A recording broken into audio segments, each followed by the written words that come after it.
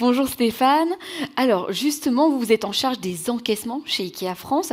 Quels sont les partis pris d'IKEA en matière d'expérience de paiement ? Alors en fait, on a un très vieux parti pris. J'ai envie de commencer comme ça parce qu'il y a une vingtaine d'années, on a décidé de migrer l'expérience d'encaissement de la fonction finance vers la fonction customer. Pour nous, c'était assez novateur à l'époque et je pense que même à l'époque, d'autres retailers avaient la même organisation que nous. Et donc, on a vraiment décidé de faire en sorte que l'étape de paiement était vraiment une étape cruciale du parcours d'encaissement. Et donc, c'est la raison pour laquelle on a fait ce changement. Très stratégique, effectivement pas encore très courant.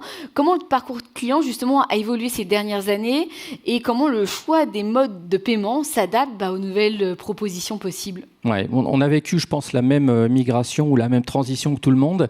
C'est-à-dire qu'on est passé d'un modèle multicanal à un modèle omnicanal.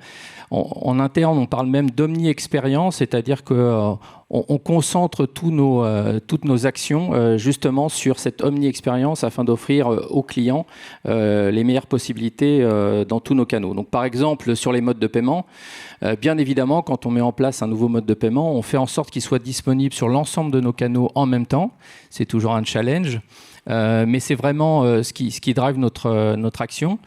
Bien évidemment, on a des modes de paiement qui sont exclusivement disponibles en magasin ou sur le web comme PayPal ou 3xCB, mais je pense que vous avez compris la démarche. Et justement, quels sont aujourd'hui vos axes de développement stratégiques justement sur l'étape de paiement ? Est-ce qu'il y a encore des axes d'amélioration ?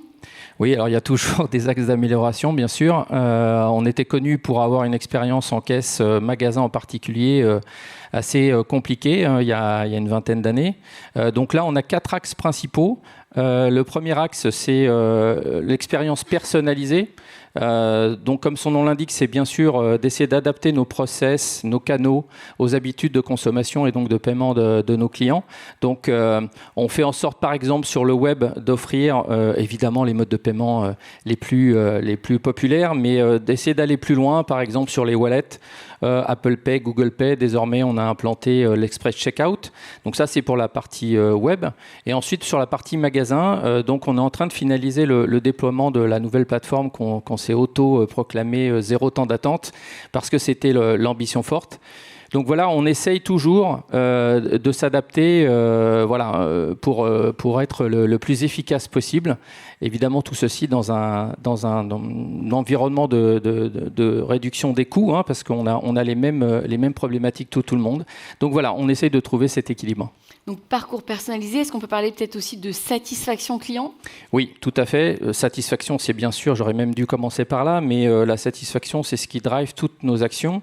Alors on a la chance désormais d'avoir un outil qui nous permet justement de suivre cette satisfaction quasiment en temps réel, c'est-à-dire que tous les jours, on a des données multisources qui nous permettent justement d'avoir des verbatims, des retours clients, par zone, par type d'action, par magasin, bien sûr, par type de service. Donc ça, c'est vraiment clé pour notre roadmap. C'est clé, bien sûr, dans la préparation de la mise en place d'une nouveauté, mais c'est bien sûr aussi clé dans l'étape de suivi.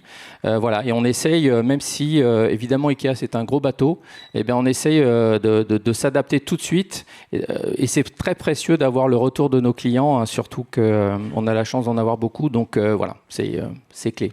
Alors on le sait aussi, on le voit dans cette keynote, dans cet échange, c'est les enjeux clients, mais il y a quand même aussi la contribution au chiffre d'affaires directement.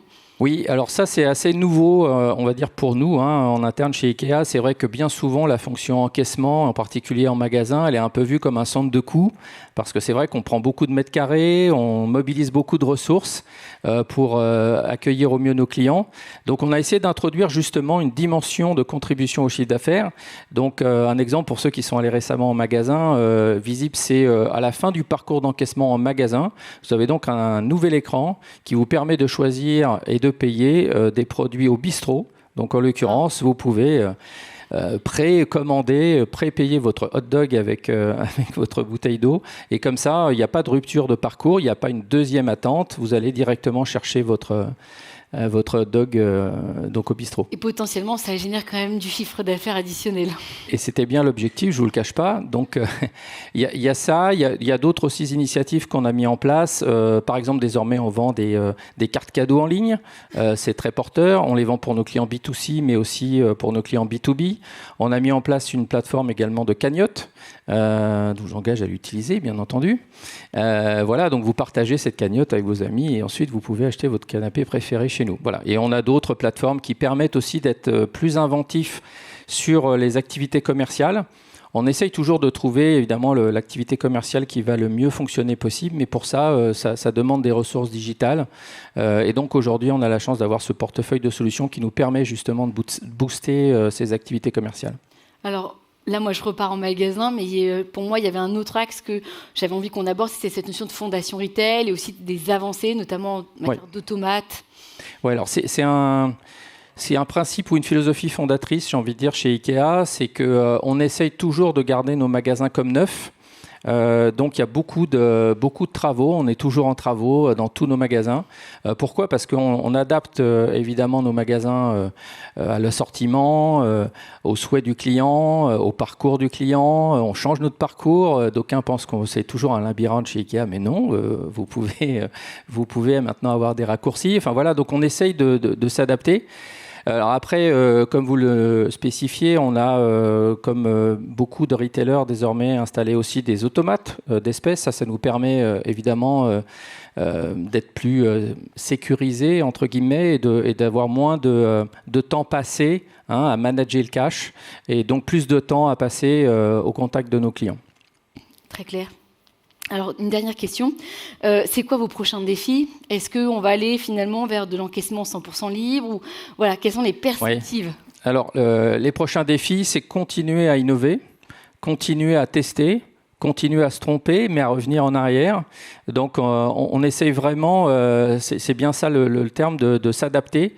Alors, tout ça parce qu'on veut continuer à offrir la promesse qu'on a faite à nos clients, qui est d'avoir toujours un parcours le plus simple possible, le plus sécurisé possible, le plus divers possible, le plus adapté possible pour eux. Donc, bon, c'est évidemment complexe, mais c'est vraiment ça le défi pour nous. Bon, évidemment, tout ça dans un cadre de coût qu'on doit garder en tête, puisque évidemment c'est le carburant pour notre offre, et on souhaite évidemment rester très compétitif, et donc pour ça il faut que nos opérations soient très compétitives. Et oui, et je mettrai un mot que souvent les IA et ChatGPT utilisent, je dirais, c'est crucial. C'est crucial. Voilà, c'est ça. Eh bien, un grand merci Stéphane. Merci à vous, merci.